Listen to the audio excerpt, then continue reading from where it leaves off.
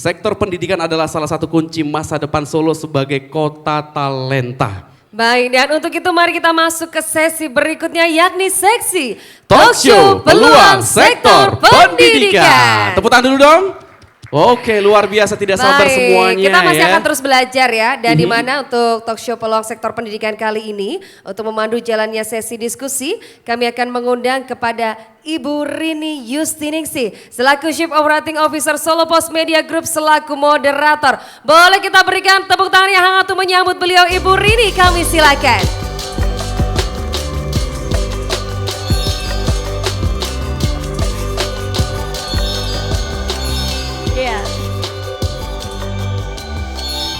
Baik, terima kasih dua MC kita yang dari pagi. Dan terima kasih juga tepuk tangan buat semua yang ada di ruangan ini.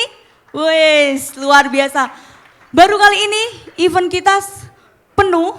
Dan ini event kesekian yang temanya serius. Tetapi yang datang dari berbagai kalangan. Saya lihat ada yang jauh-jauh datang dari Semarang, dari Yogyakarta, kemudian dari Surabaya juga tadi ada ya. Dan ini adalah sesi ketiga rangkaian acara Solo Investment Forum.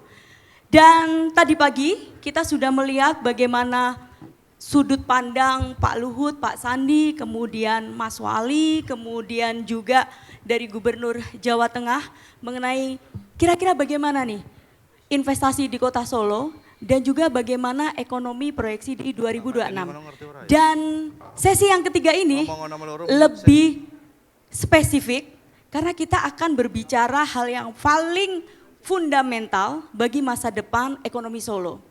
Kalau kita tarik benang merah dari rangkaian acara hari ini, tadi kita sudah berbicara tentang peluang bisnis, potensi investasi, infrastruktur, dan juga tadi bagaimana talenta-talenta startup yang ada di wilayah Solo Raya.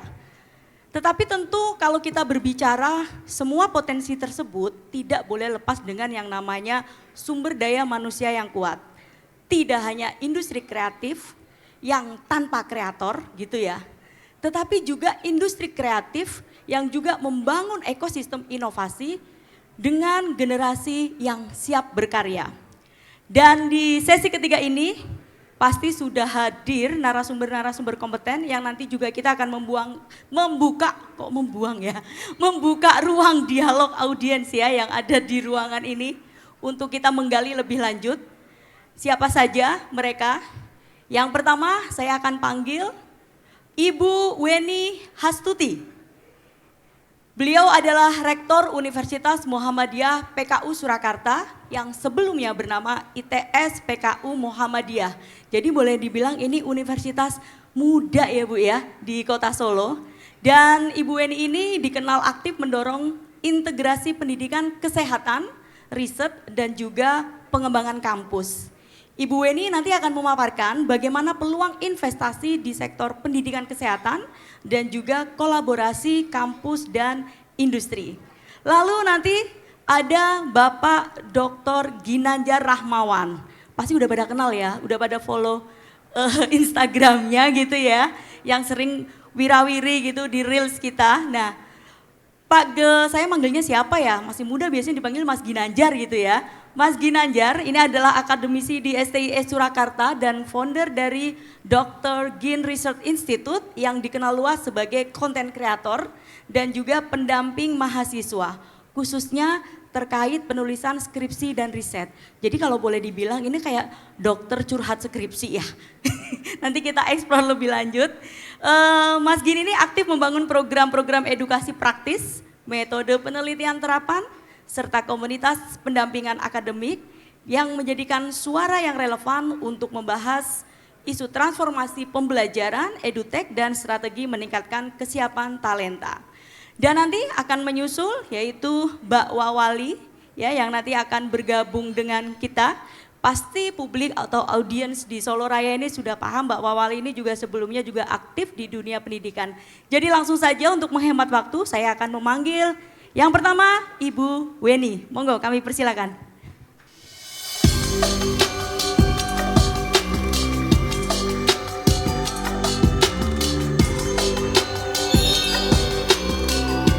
Terima kasih. Selanjutnya Langsung juga saya panggil Mas Dr. Ginanjar. Kami persilakan.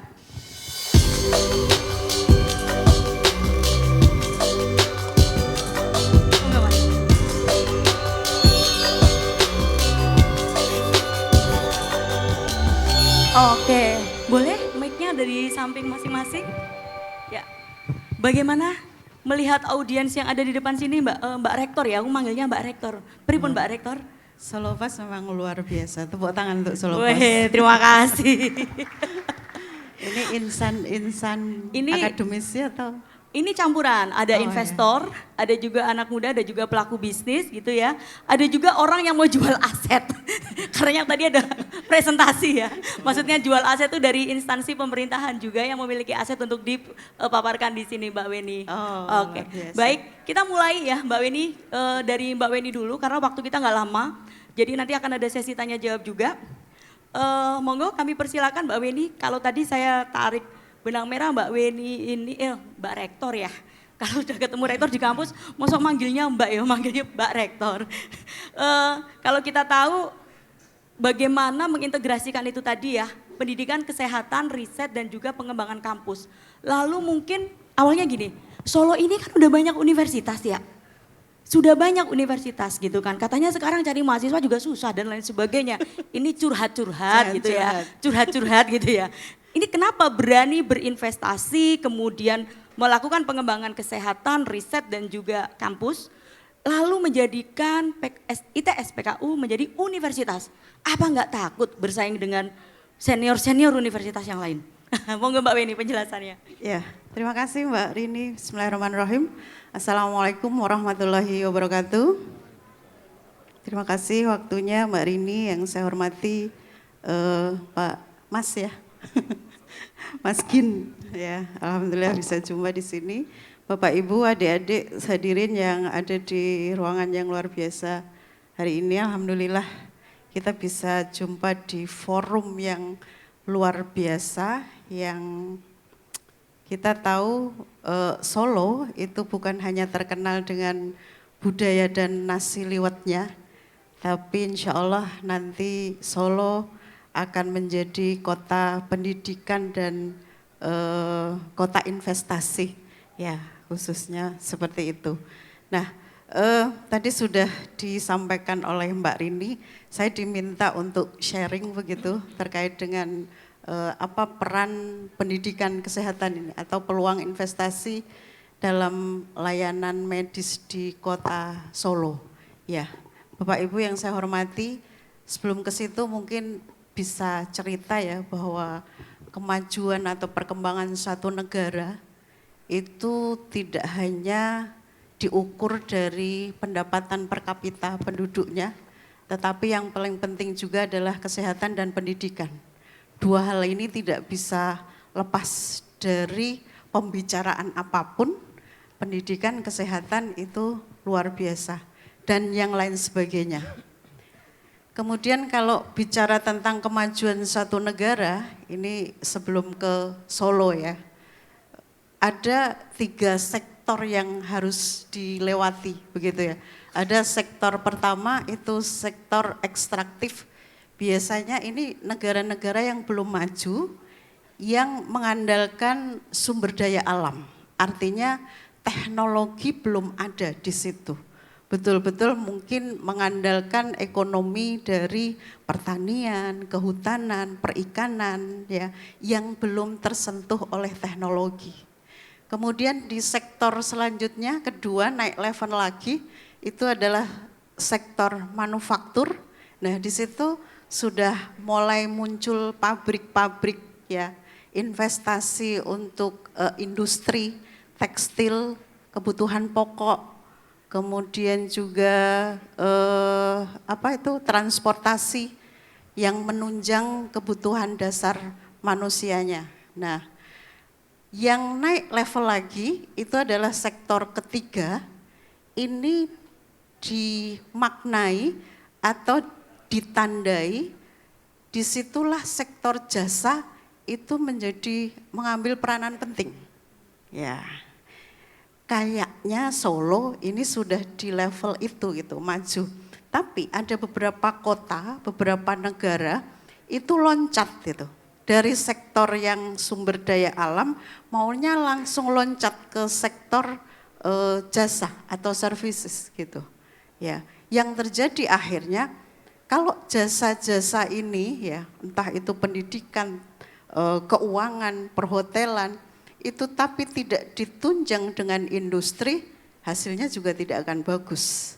Nah, sore hari ini saya dari institusi pendidikan, akademisi begitu, itu membayangkan gitu, seandainya sektor-sektor jasa ini yang ada di Solo itu disupport penuh ya, atau basic untuk bergeraknya itu berdasarkan riset yang ada di perguruan tinggi, itu dampaknya luar biasa.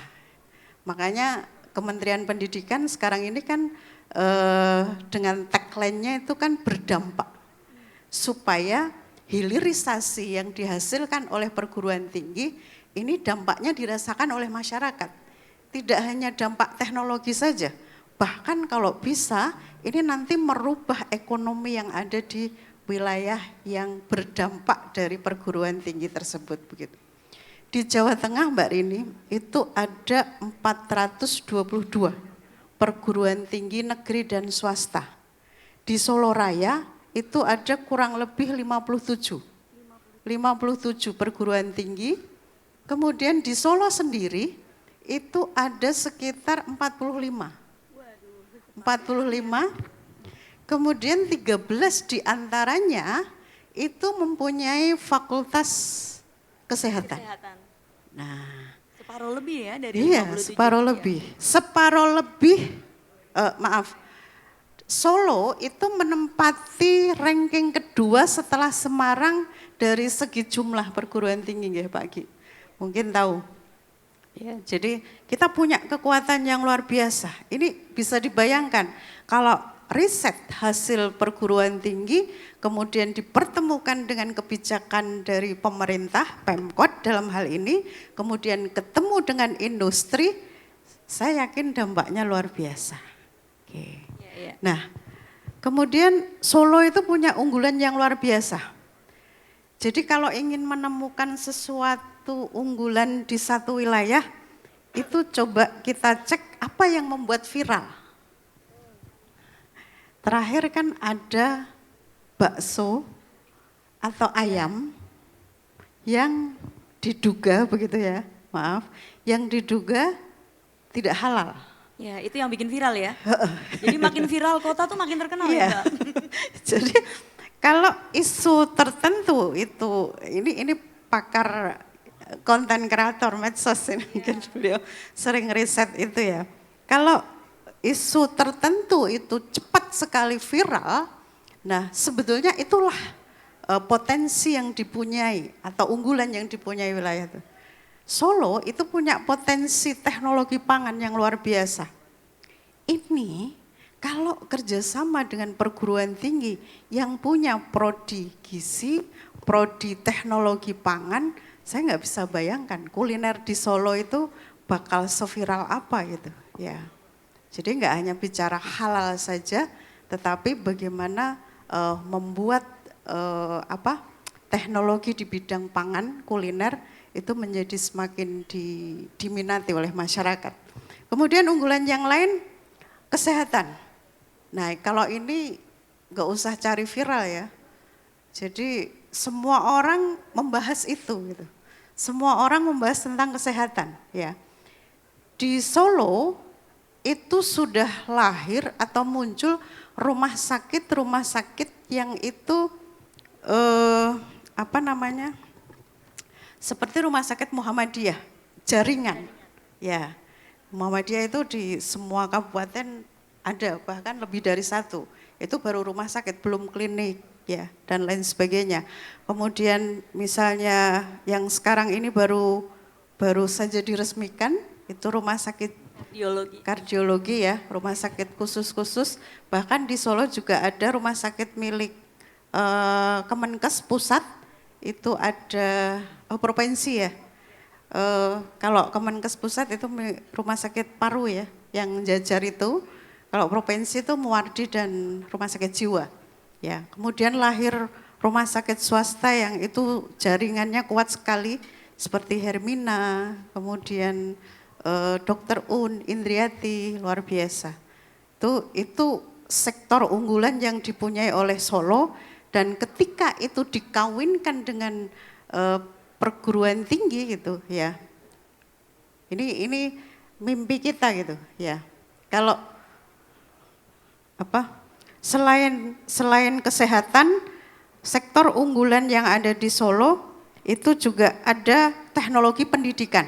Nah, nanti beliau mungkin yang banyak paham tentang itu. Karena Solo ini sudah menjadi magnet dari aspek manapun. Kita sering riset begitu ya. Sekarang anak-anak Gen Z itu dulu Jogja itu magnet sebagai kota pelajar. Tetapi Bapak Ibu tahu sekarang bergeser ke Solo. Kenapa? Maka perguruan tinggi di Jogja itu sekarang kalau ada expo di Solo itu menjadi sasaran pertama yang diminati, luar biasa. Kenapa? Kenapa? Solo ternyata seksi ya Bapak Ibu ya. Jadi kalau ada istilah Gen Z sekarang itu, Solo itu hemat, tapi semua ada. Semua ada di Solo. Wilayahnya enggak terlalu luas, tapi semua sektor ada. Layanan publik semua ada. Dan hemat, itu menjadi daya tarik. Maka kalau kita riset tentang animo mahasiswa itu, salah satunya juga akses ke Solo itu luar biasa. Tapi sayangnya bandara kita kan sudah tidak lagi bandara internasional ya. Padahal sekarang Solo juga diminati, tidak hanya mahasiswa lokal atau nasional saja, tapi internasional. Di kampus kami UMPKU itu sudah ada mahasiswa internasional satu kelas. Ya. Mbak Rektor sampai sini dulu karena waktunya habis. Siap. Nanti kita sambung. Jadi lengkapnya kenapa Solo itu seksi?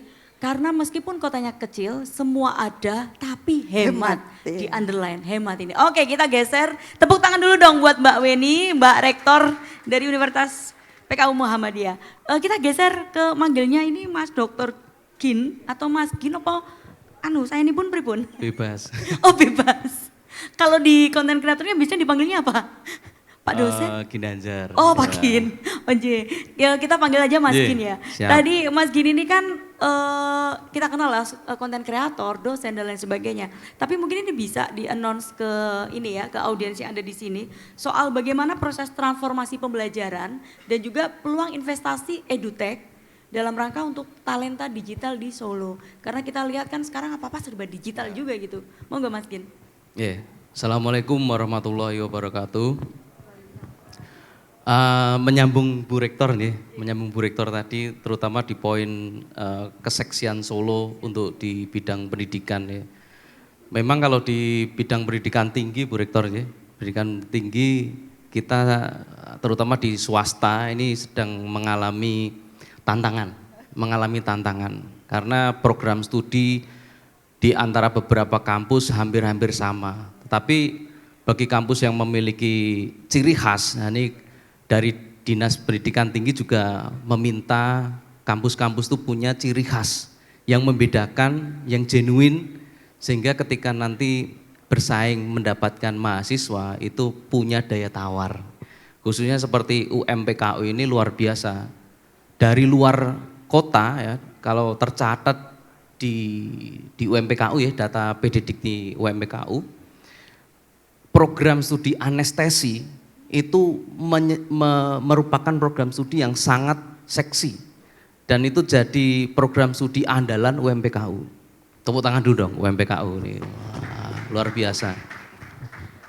Dan bahkan dengan adanya program studi yang merupakan ciri itu, ini ternyata bisa mendatangkan mahasiswa dari pulau lain, dari luar Jawa untuk masuk ke Solo. Luar negeri bahkan ya, bahkan luar negeri. Jadi kampus saat ini atau universitas khususnya memiliki tantangan yang luar biasa untuk membuat suatu value program studi yang memiliki ciri. Ya. Namun di pendidikan menengah, pendidikan atas, SMA, SMP, SD itu cukup menarik juga. Kalau teman-teman ada kesempatan untuk berinvestasi di dunia pendidikan formal, khususnya SD, SMP, SMA, sebagai informasi tahun ini atau mungkin tahun depan sudah ada penerimaan siswa baru SMP yang dari SMA-nya di Seragen, yaitu SMA Rus, yaitu membuka di Solo SMP Rus. Jadi marketnya untuk pendidikan menengah, pendidikan dasar, SD atau bahkan TK ya, beberapa seperti FIS, kemudian SPA dan sebagainya juga cukup berkembang sampai ke level SMA. Apalagi pendidikan-pendidikan non formal ya atau informal seperti di sini tadi ada Pak Joko, pendidikan les drum ya, les musik dan sebagainya itu juga cukup menarik sebagai investasi di Kota Solo. Nah, di bagian saya diminta untuk di bidang edutech ya, karena Bu Astrid juga dari sejak menjadi rektor ya Bu ya, udah getol, sudah selalu campaign mengenai pendidikan di bidang teknologi. Dimana kalau kita lihat anak-anak zaman sekarang semuanya serba digital, jadi ada pergeseran yang tadinya menggunakan sosial media itu hanya sebagai fun ya, hanya sebagai hiburan, ternyata ini kita sudah menuju masyarakat baru juga. Jadi sosial media tidak hanya dipakai untuk hanya joget-joget di TikTok ya, tapi juga untuk mencari informasi, mencari edukasi, karena di sosial media itu lebih fleksibel, lebih cepat, short ya. Video-video yang terlalu lama itu tidak diinginkan oleh konsumen. Ada penelitian yang mengatakan bahwa video pendek itu bisa membuat orang tidak bisa fokus. Ya, jadi ketika kita menonton short, menonton TikTok, menonton Reels yang hanya dalam 1 menit, itu ternyata bisa merusak kebiasaan kita untuk fokus. Tapi ada baiknya ketika kita bisa mengemas suatu konten, suatu pendidikan khususnya ya, karena konten pendidikan itu konten yang paling tidak diminati. Konten pendidikan itu konten yang paling tidak diminati. Berbeda dengan kalau misalkan teman-teman konten kontroversi gitu ya, gosip ya, pasti rame, komentarnya pasti rame. Ya, misalkan ketahuan Virgon punya filenya, ya gitu pasti rame. Ya, tapi CCTV kalau gitu ya. CCTV pasti rame. Tapi kalau pendidikan itu relatif sepi. Tapi kita sebagai di bidang pendidikan ya, Prof, Bu Rektor, bagaimana mengemas pendidikan itu yang harus dideliver ke mahasiswa atau siswa dengan video pendek dan itu membuat orang penasaran. Bisa dibantu slide-nya next. Nah ini. Boleh. Jadi dari short, dari konten yang 30 detik, 1 menit, bagaimana itu bisa membuat penasaran sehingga ketika nanti dia penasaran, dia akan mencari tahu lebih dalam di YouTube. Jadi pola hasil observasi kita di kebiasaan siswa atau mahasiswa dalam melakukan sosial media, ternyata mereka konsumsi Reels, konten-konten short itu ketika penasaran dia akan masuk ke konten yang lebih serius yaitu di YouTube. Kemudian kalau di YouTube lebih penasaran lagi baru masuk ke kelas online, kelas offline. Next, nah sekarang kita mungkin ada beberapa next terus langsung ke peluang mungkin ya. Terus next. Nah, ini yang mungkin yang diminta dari panitia yaitu ada suatu peluang investasi untuk membuat platform belajar. Ya. Ada tiga model. Yang pertama, kampus-kampus sudah menyediakan platform sendiri, LMS ya, Learning Management System, ada Harvard dan sebagainya. Yang paling baru adalah di UGM online. Tapi kampus-kampus di dunia pendidikan yang di Solo mungkin ya Bu Rektor, ini belum mengembangkan ke arah sana. Karena memang terkendala sumber daya manusia, peralatan teknologi dan sebagainya. Nah, ini jadi peluang next. Ini jadi peluang next. Ini contohnya next lagi. Nah, ini jadi peluang ketika nanti ada investor yang mau bekerja sama dengan Pemkot khususnya dan universitas di Surakarta yang ada 40 ya Bu? Ya Bu Rektor, 4 bulan. 4 bulan tadi, ini kita bisa, investor bisa membuat suatu learning management system yang bekerja sama dengan universitas dan pemerintah. Next. Nah, keuntungannya apa? Next, keuntungan aja, langsung ke keuntungan. Nah, keuntungannya pemerintah ini akan punya branding smart city, akan terdukung dengan adanya salah satu komponen smart city yaitu smart education. Jadi ketika nanti ada investor yang tertarik di bidang edutech ya, ini bisa membantu program pemerintah. Jadi pemerintah punya peran untuk membantu investor membuat suatu learning management system yang mana itu juga menguntungkan pemerintah. Kemudian pelatihan-pelatihan ASN sekarang bisa lebih hemat. Kalau kita lihat di Udemy, kemudian di Coursera, MySkill, ya banyak sekali program-program training yang bisa dinikmati oleh karyawan atau ASN dengan biaya yang lebih murah.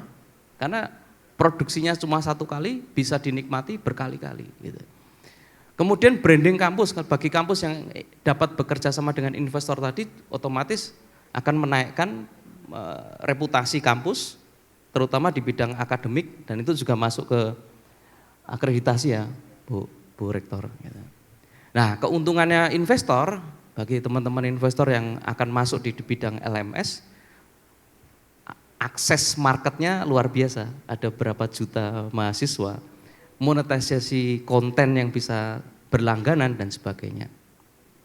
Next, peluang kedua untuk investasinya pelatihan digital skill ya, skill digital. Ini juga untuk mendukung upaya pemerintah dalam talenta digital.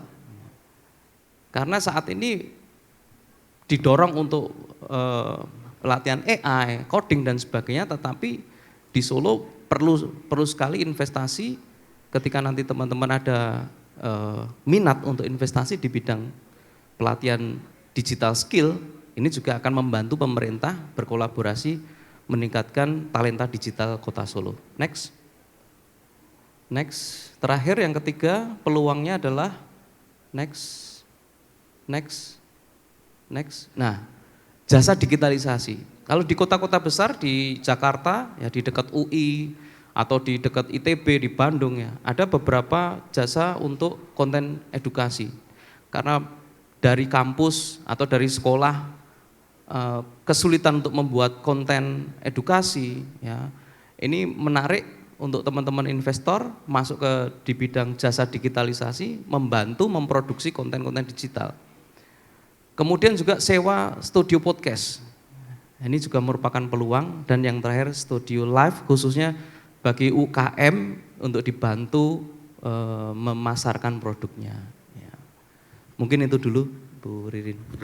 Oke, waktunya pas. Tepuk tangan buat Mas Gin. Wah ini presisi. 10 menit. Ya baik. Mungkin kita akan buka sesi diskusi ya dengan audiens. Tapi sebelumnya saya ingin menyampaikan bahwa nanti masih ada satu sesi talk show lagi yang nanti akan menghadirkan beberapa narasumber. Salah satunya adalah Mas Wali terkait dengan investasi juga. Oke, baik kita mulai buka untuk sesi dialog. Boleh menunjukkan tangannya dan menyebutkan dari mana dan juga namanya siapa. Silakan. Sambil mikir-mikir mungkin ya. Oke, saya masih bertanya dulu nih tadi. Saya ada penasaran ke Mas Gin dulu nih. Tadi kalau kita ngelihat petanya Mas Gin tadi ya, berarti memang digitalisasi itu wajib gitu ya di dunia pendidikan dan juga gini, kalau tadi dibilang konten pendidikan itu susah gitu loh. Lalu biar dibikin mudah, itu konten-konten pendidikan seperti apa gitu yang bisa mengundang engagement tinggi. Nah, monggo Mas. Jadi digitalisasi ini tidak hanya dalam rangka kita promosi ya, tetapi yang esensi dari kita masuk ke dunia digital adalah kehadiran kita secara digital. Jadi kadang orang mencari dosen atau kampus secara digital karena tadi ya pergeseran perilaku Gen Z, apalagi generasi Alpha yang sangat melek digital, bangun tidur udah langsung HP ya. Nah, ini berarti kehadiran kita secara online itu juga matters, merupakan suatu yang berarti. Ketika orang mencari si A, si B tidak ditemukan di dunia maya atau kampus A atau sekolah A, sekolah B. Bahkan ketika universitas, mohon maaf Bu Rektor, atau sekolah punya sosial media, punya website, tetapi ketika dihubungi tidak fast respon, ini juga satu kesempatan hilang gitu. Saya pernah kita keliling nih Mbak, keliling ke beberapa kampus untuk membantu di beberapa kampus ya, membantu pemasaran terakhir di UII juga, Universitas Islam Indonesia. Di Akprin itu kita sampai berpikir bagaimana ketika, jadi idenya kayak Shopee.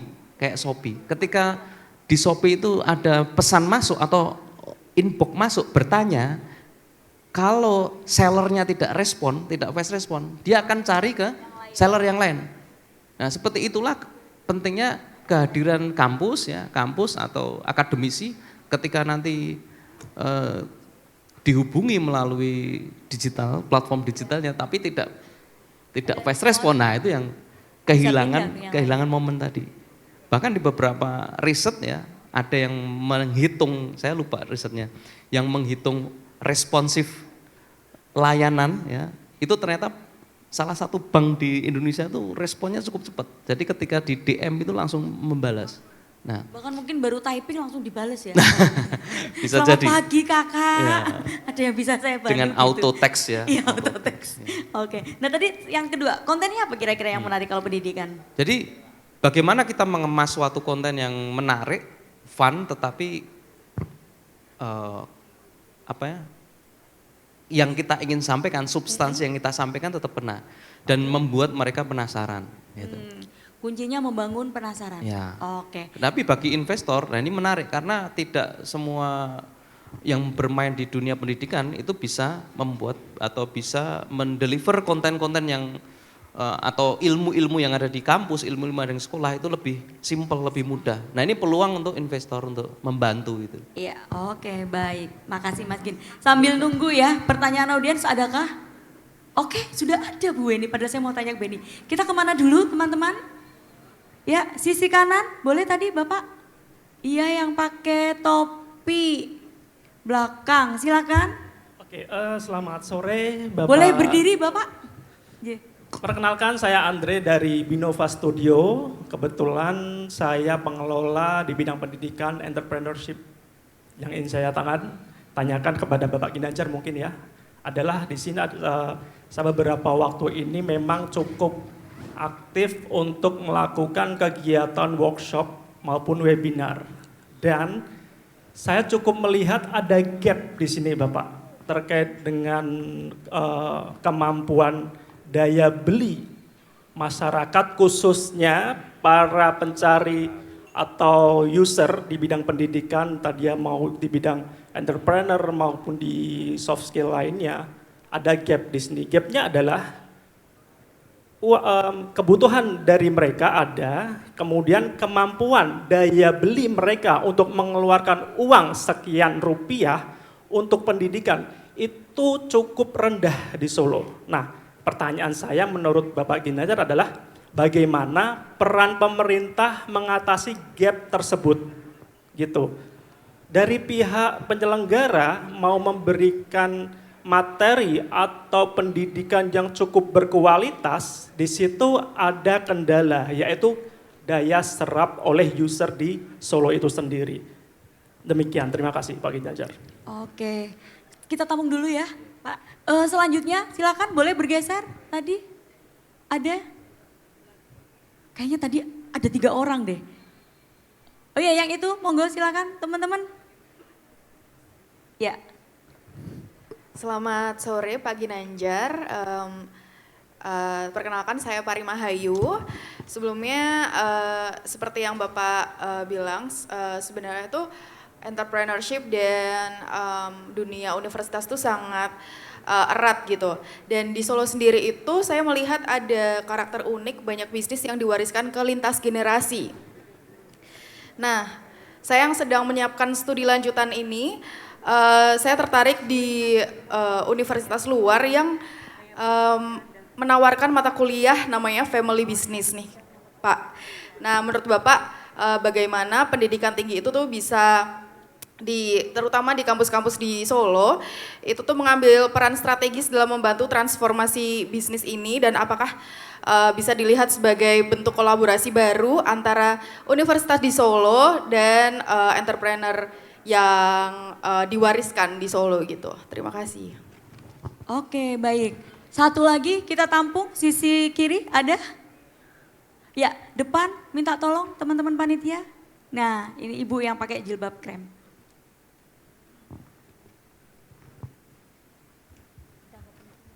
Terima kasih. Assalamualaikum warahmatullahi wabarakatuh. Perkenalkan, nama saya Rani Noviani dari RNW Creative Art yang bergerak di bidang industri kreatif. Saya ingin bertanya kepada Dr. Gin.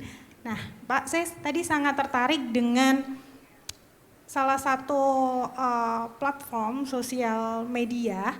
Nah, di situ nanti akan dibentuk bidang edukasi, mungkin seperti ruang guru, seperti itu ya Pak ya, ruang guru dan Mantapu Academy, tapi ini khusus untuk anak-anak yang kuliah, begitu Pak.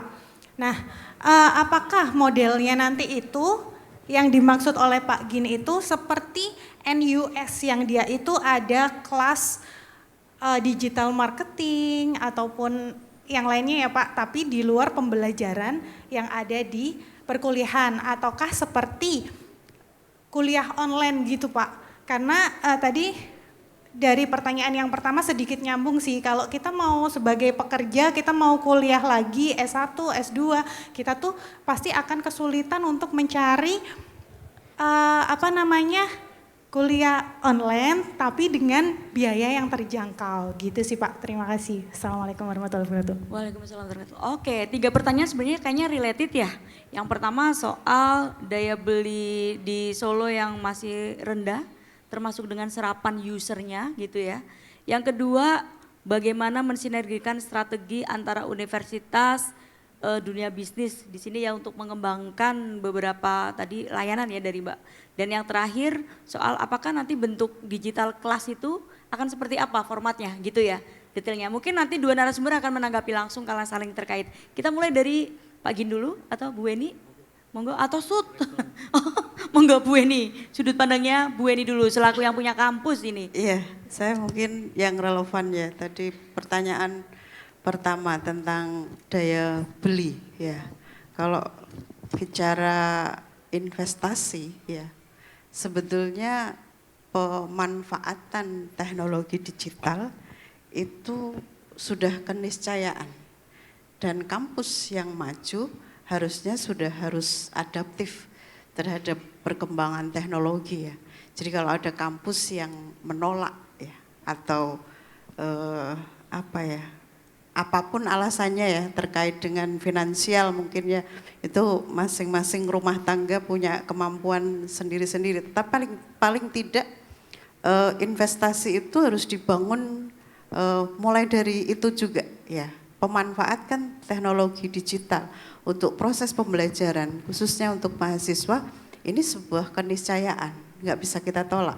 Apalagi kita agen perubahan. Perguruan tinggi itu agen perubahan. Saya kira apalagi kalau bicara dunia kesehatan. Nah, kalau mau maju ya harus adaptif begitu. Saya kira itu mungkin perlu, tadi kan apa peran pemerintah, kayaknya Bu Wawali ini.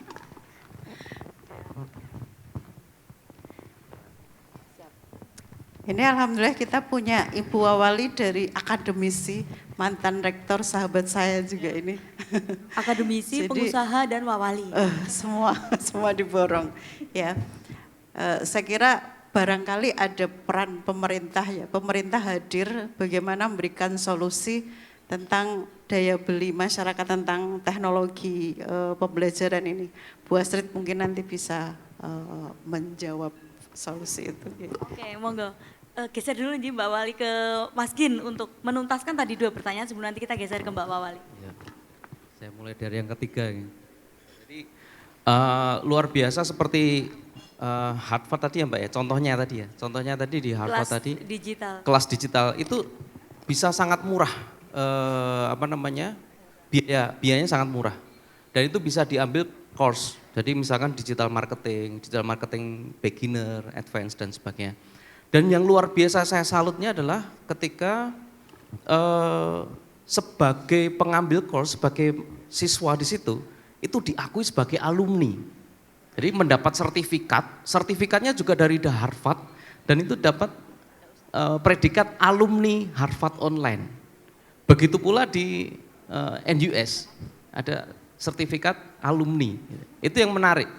Jadi kalau nanti ada peluang kerjasama di Solo ada UMS, SPKU, ada UDB yang saat ini luar biasa bersinar, ada Unisri yang HI-nya luar biasa, ya Bu, ya.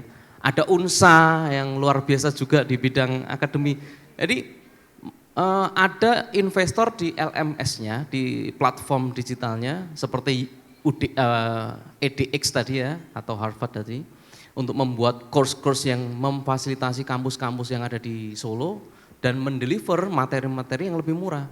Jadi peluang masyarakat yang tidak bisa mengambil kuliah itu bisa mengambil course dari kampus secara resmi, dan itu bisa jadikan credit point dan sertifikasi.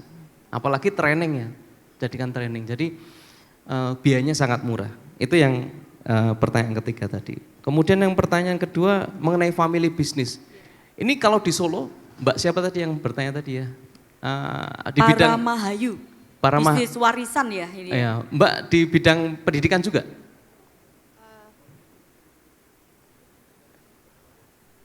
Pelaku di bidang pendidikan juga ya?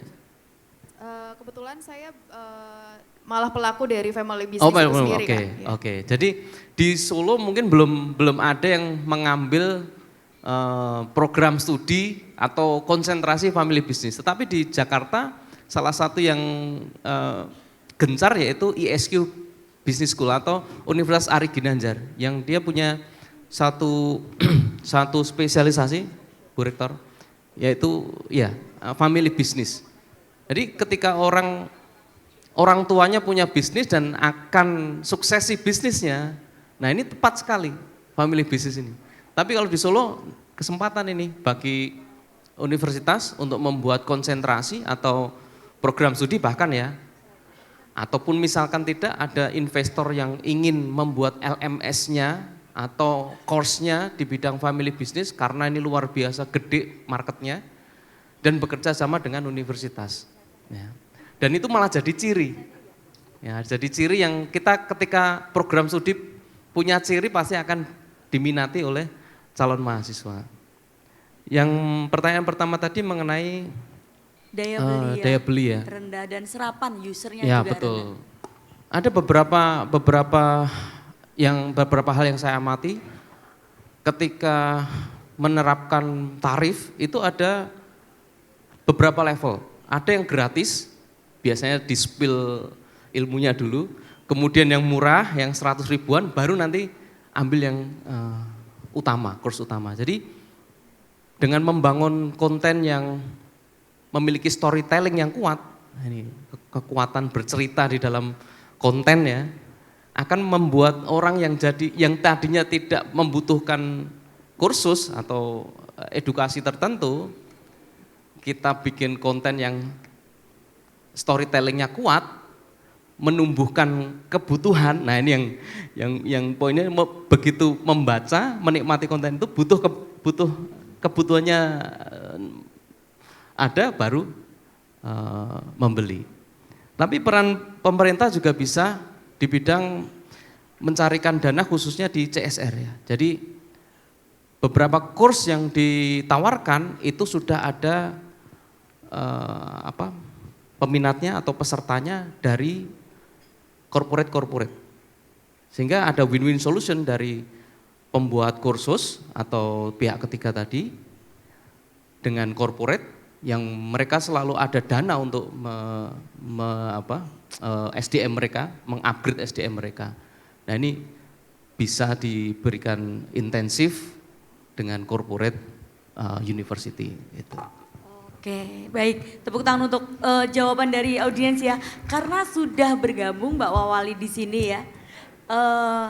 Tadi mungkin cukup menarik ketika kita menyebutkan istilah kalau kita beberapa investor di dunia pendidikan ini ingin join, tetapi tadi itu ya mengembangkan investasinya di Solo. Tapi gimana ya nanti kalau lulusannya daya serapnya rendah, kemudian juga daya belinya mungkin bayar kursus 1 jutaan itu mikir-mikir mungkin gitu ya Mas Gini ya. Itu gimana? Nah ini mungkin ada Mbak Wawali, monggo sampai belibet aku.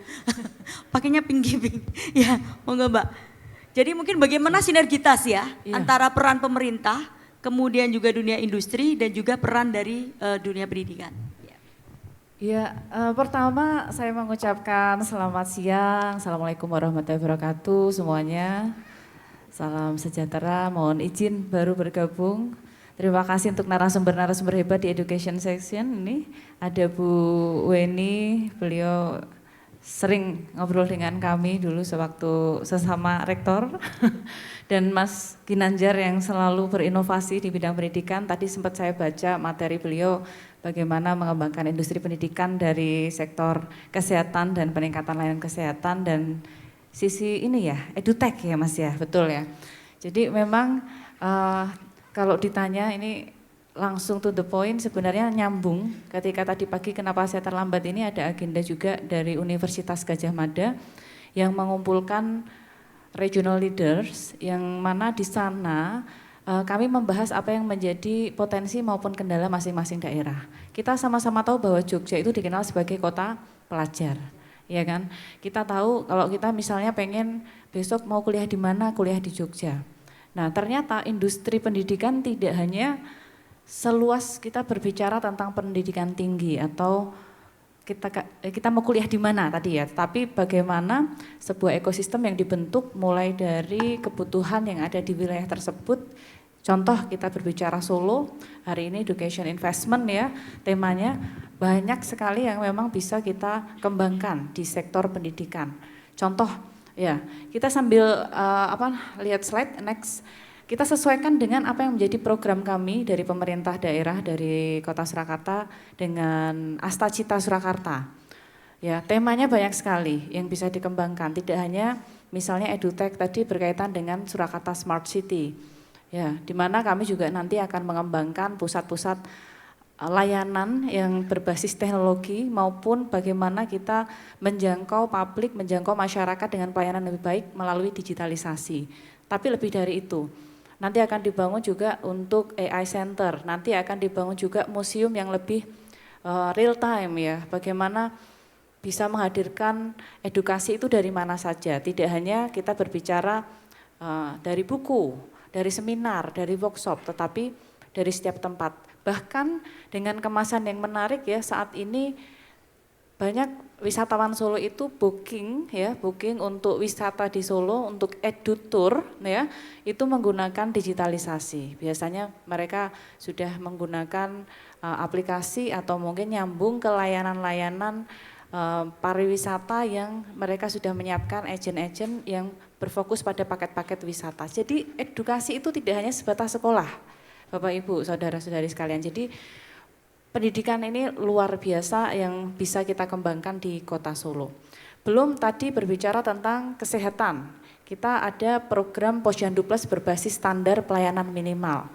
Ya, sekarang pelayanan minimal yang ada di Posyandu 600 sekian posyandu yang ada di Solo ini sudah berbasis pelayanan minimal 6 SPM ya, dan banyak yang masih berpikir bahwa di bidang kesehatan saja yang kami butuhkan. Ternyata lebih dari itu ya.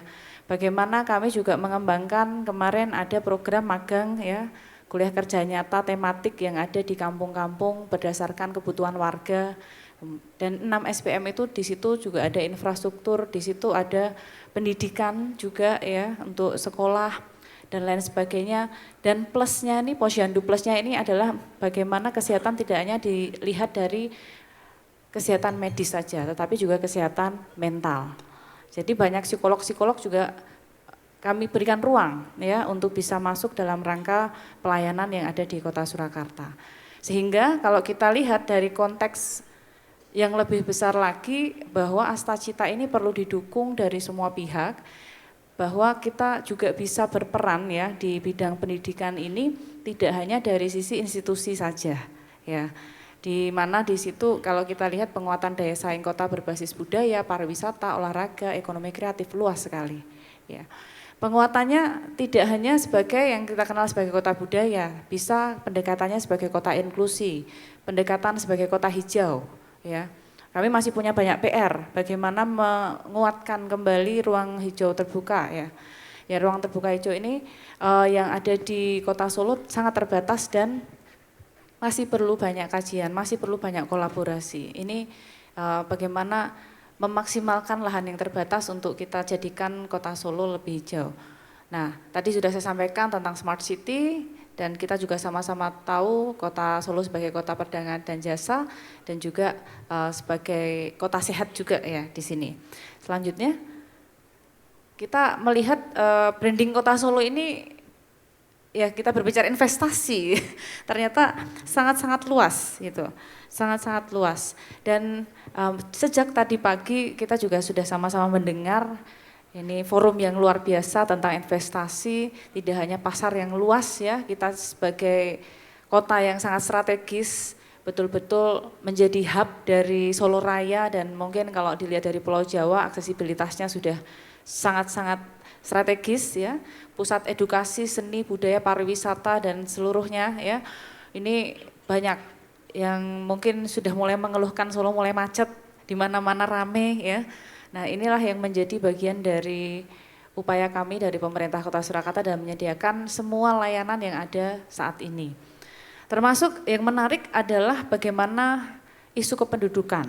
Nah, ini mungkin di luar konteks institusi lagi, tetapi ini penting karena kita berbicara penyiapan mulai dari ya anak-anak kita yang sehat ya, itu edukasinya mulai dari ibu hamil, kemudian mulai dari bagaimana memastikan Baduta di bawah 2 tahun, Batita di bawah 3 tahun, dan 5 tahun ini ada 3 kelompok yang kami dampingi, ini bisa tumbuh kembangnya optimal.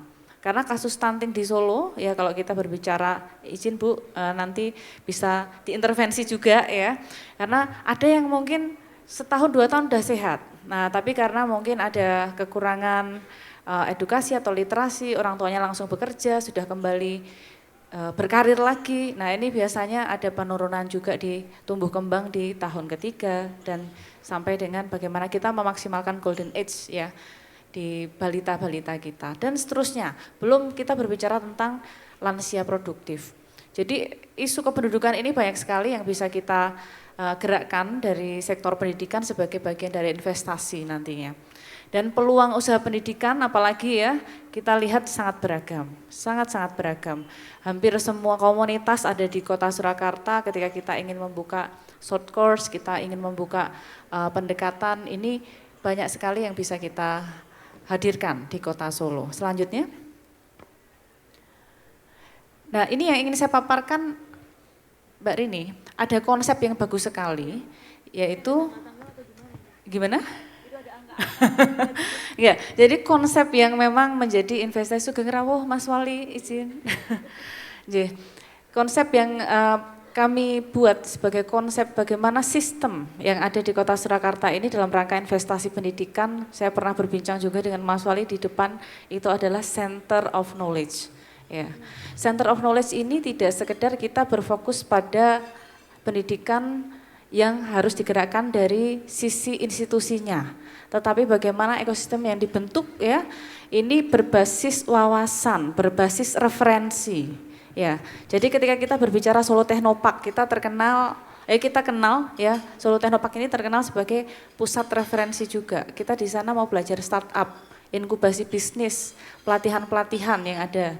Nah, semua yang ada ya di Solo ini sebenarnya ruang investasi yang sangat luas di bidang pendidikan. Apabila kita mengkategorikan pendidikan ini sekali lagi bukan hanya sekedar bagian dari kepemilikan institusi.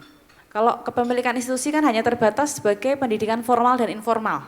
Ya, sekolah, kursus ya, mungkin lembaga pendidikan yang lain, tetapi ternyata lebih dari itu. Ketika kita melihat satu konsep kampungnya kreatif, di sana ada aktivitas yang didedikasikan untuk pelatihan, misalnya membatik atau membuat kerajinan blangkon. Ini sebuah bagian dari edukasi juga, Center of Knowledge. Belum ketika kita berbicara tentang sejarah, Bapak Ibu. Nah, sejarah ini luas. Jadi kita bisa melihat bagaimana modal yang dimiliki oleh Kota Surakarta, memiliki keraton, memiliki sejarah-sejarah yang ada ya. Kalau nama kampung-kampung di Solo ini kan ada sejarahnya semua. Nah, ini bisa juga menjadi center of knowledge sehingga kita harapkan ya sekali lagi ini mungkin ada yang dari sektor pariwisata yang nanti bergerak ke edutourism itu juga bisa menjadi bagian dari referensi-referensi yang bisa disajikan untuk para pendatang yang ada di Kota Solo. Ini contoh ya, ada pusat-pusat misalnya di destinasi wisata secara umum Taman Balai Kambang. Ini tidak sekedar taman atau ruang terbuka hijau, tetapi di sana juga bisa menjadi pusat referensi sebagai pusat kebudayaan Jawa karena ada sejarah ketoprak di sana. Ya, sembari menikmati alam, tapi juga bagaimana budaya atau kultur Jawa ini bisa tetap kita jaga dan juga bisa menjadi edukasi. Sekarang banyak sekali ya pelajar-pelajar yang sampai ke sana, bahkan mulai dari TK-TK itu ya. Anak-anak TK monggo nanti bisa hadir di Taman Balai Kambang untuk bisa memadukan metode pembelajaran tidak hanya dalam kelas tetapi juga di luar kelas. Termasuk di Solo Safari ya, di tempat-tempat yang secara terbuka bisa digunakan sebagai ruang belajar anak-anak kita. Nah, ini yang lain saya kira hampir sudah kita jalankan ya, dan event-event ini ya, event ini tidak sembarang event, jadi kita tidak hanya menggelar untuk pusat keramaian saja, tapi di dalamnya juga ada esensi dari Solo Center of Knowledge tadi. Kalau kita melihat Solo is Solo sebagai pusat kreativitas Kota Solo, di sana seniman, budayawan, tapi yang khusus ruang kreasi untuk para crafter ya, para pelukis, mungkin yang mereka belum pernah tampil di ruang publik, kemudian kita siapkan juga ruang publik di sana. Belum kita berbicara ada misalnya yang terbaru ada Dolan Ngidul, ya Dolan Ngidul itu ya ke arah alun-alun nih keraton ya. Jadi kita di situ pengen ada konservasi budaya yang di bidang seni tari. Jadi banyak seni tari yang disajikan di sana, sanggar-sanggar bisa tampil di sana. Solo di waktu malam itu juga elaborasi antara budaya Jawa dan Tionghoa yang ada di sekitar Pasar Gede. Semua ini edukasi ya. Jadi saya kira sekali lagi sangat luas sekali ketika kami dari pemerintah ingin mendorong bagaimana investasi di bidang edukasi bisa kita kembangkan ya, bagaimana orang bisa lebih mengenal Kota Solo, lebih mengenal apa yang menjadi aset-aset di Kota Solo ini, tidak hanya sekolah, tidak hanya tempat wisata, tetapi bagaimana kita juga bisa menciptakan ruang-ruang baru seperti event-event yang ada saat ini. Dan data wisatawan tahun 2025 ini juga lumayan membanggakan ya, karena sudah melebihi target tahun ini. Ya, ramai sekali Kota Solo. Mancanegara boleh tepuk tangan, terima kasih. Ini padahal belum habis ya? Belum habis, ini kemarin data kami di bulan November saja dengan targetnya 1,6 juta, di bulan November sudah lebih dari 4 juta wisatawan. Dan ini tentunya berkat ya ekosistem yang kita bangun bersama. Mudah-mudahan dengan Solo Investment Forum hari ini kita lebih mantap lagi berinvestasi di Kota Solo. Sekali lagi ini adalah ruang bersama untuk kita bisa kembangkan Center of Knowledge, bisa kita hadirkan dari mana saja. Ya, Dari ruangnya tidak hanya ruang belajar, tetapi bagaimana ruang publik juga kita bisa kembangkan. Tadi mungkin tidak kita masukkan di destinasi wisata atau event ya, tapi di Solo ini juga punya taman cerdas juga ya. Ini ruang publik yang bisa dinikmati oleh seluruh warga masyarakat Kota Solo di titik-titik tertentu, anak-anak bisa belajar dan lain sebagainya.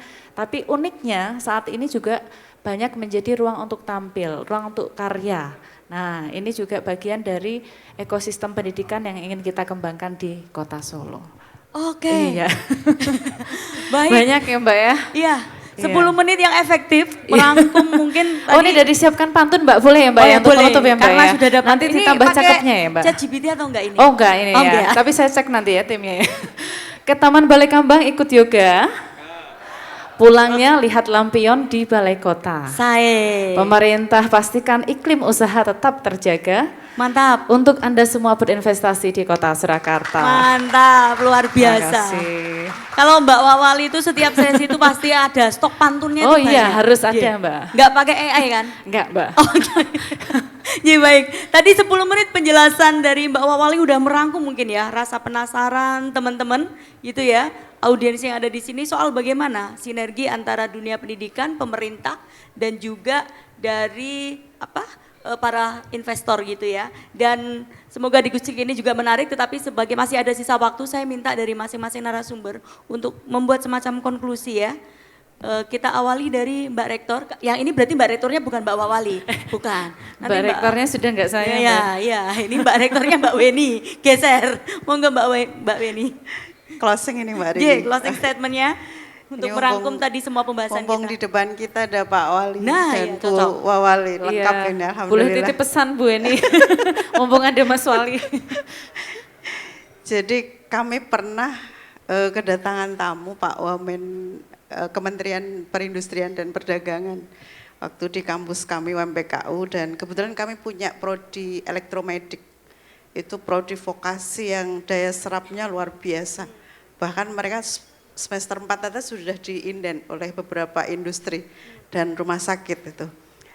Saya mau cerita tentang hasil karya ilmiah mereka itu selalu berhenti pada hasil skripsi saja. Ketika kita, padahal luar biasa itu ide-ide mereka, karena kan ilmu terapan ya, jadi mereka harus punya produk yang bisa dihasilkan gitu. Kendala kita adalah ketika akan berkolaborasi dengan industri yang punya kewenangan untuk memproduksi, kemudian mengkomersialisasi, itu selalu kita ada kendala. Ketika kita coba untuk memproduksi dalam skala yang kecil, itu juga punya kendala juga gitu. Ketika harus bersaing dengan produk yang sama di luar sana, akhirnya cost-nya kita menjadi sangat tinggi. Sehingga secara sangat jelas sekali itu kelihatan kita pasti kalah dengan industri yang lebih besar. Nah ini barangkali bisa jadi PR kita juga, mungkin nanti pemerintah Kota Solo ini kita punya kampus 45 Pak Wali, dan 17 diantaranya ada fakultas kesehatan. Jadi kalau kampus kesehatan ini berkolaborasi dengan industri, rumah sakit dalam hal ini, kemudian pemerintah kota, Solo akan menjadi kota investor, kota inovasi, dan kota masa depan untuk pendidikan dan kesehatan. Terima kasih. Cakep. Insya Allah. Tepuk tangan. Jadi closing statementnya harapan dan juga titipan. Baik, kita geser ke Mas Kin, monggo. Ya, terima kasih. Dengan adanya forum investasi hari ini dan sudah dibuka beberapa pilihan ya, khususnya di sesi ini di pendidikan, tidak hanya di pendidikan formal, tapi juga center of learning tadi ya, ada center of knowledge tadi, salah satunya misalkan di SIPA itu luar biasa, bagaimana itu bisa jadi center of knowledge orang luar, bagaimana membuat suatu event yang sangat sukses di Kota Solo. Ini bisa jadi satu paket edukasi, satu paket wisata edukasi yang dikemas dengan menarik dan ditawarkan ke seluruh Indonesia. Jadi saatnya kita sebagai warga Solo menjadi marketer kota Solo agar nanti investasi semakin banyak dan endingnya adalah pertumbuhan ekonomi di kota Solo. Terima kasih. Oke, Tepuk tangan dulu buat dulu. kota Solo nih. Wah, baik. Monggo, Mbak Wawali. Ini sebelum kesimpulan menanggapi berarti ya. Iya, saya setuju tadi yang disampaikan Bu Eni, ini harapan kita semua juga. Kenapa juga kami saat ini dari pemerintah kota juga ingin menggerakkan sektor pendidikan karena kami melihat potensi yang luar biasa. Tadi ada juga potensi-potensi yang belum sampai ke hilir gitu ya. Kita berbicara penelitian yang berhenti di ya riset, di skripsi tugas gitu ya, tapi belum bisa diimplementasikan. Alhamdulillah mungkin di forum ini kita bisa sampaikan bahwa di Kota Solo kami sedang banyak menggiatkan kembali apa yang menjadi kajian-kajian sebagai dasar arah kebijakan ke depan melalui Brida dan Bapeda. Jadi saat ini sudah ada 7 perguruan tinggi yang punya MOU, jadi sudah bekerja sama dengan pemerintah Kota Surakarta dalam rangka penelitian dan juga pengabdian masyarakat yang kami harapkan juga langsung strategis. Isu-isu kota, apa yang menjadi masalah yang ada di Kota Surakarta ini nanti bisa langsung kita libatkan ya dari para peneliti masing-masing kampus sesuai dengan sektor leadingnya masing-masing. Jadi ini yang menjadi harapan kami, ada sebuah gagasan Solo Center of Knowledge tadi nanti bisa kita wujudkan juga dengan mungkin forum-forum yang lebih spesifik lagi ke depannya. Academic Industry Forum, Mas Wali saya juga pernah matur, ini nanti ada perpaduan adanya harapan Bu Eni tentang inovasi, Kota Solo sebagai kota inovasi ya, di mana semua yang sudah diteliti, semua yang menjadi temuan-temuan ini nanti bisa kita gunakan sebagai salah satu solusi atau bagaimana menjadi bagian dari kebutuhan yang ada di masyarakat di masa mendatang. Ini akan indah sekali ya apabila nanti lahirnya di Solo Investment Forum, kemudian kita buat inkubasi ya, kita kembangkan di Academic Industry Forum yang mana nanti bisa lebih kuat lagi ekosistem yang kita bentuk.